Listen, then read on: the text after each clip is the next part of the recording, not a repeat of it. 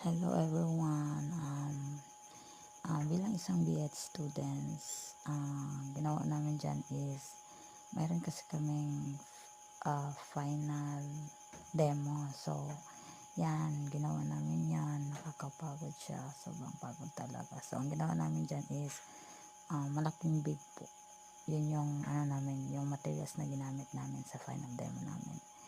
Sobrang pagod yan guys.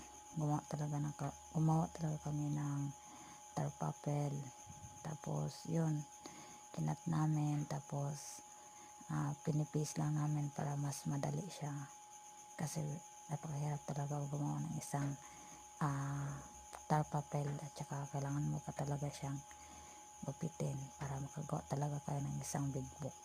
Yun lang po, thank you mama.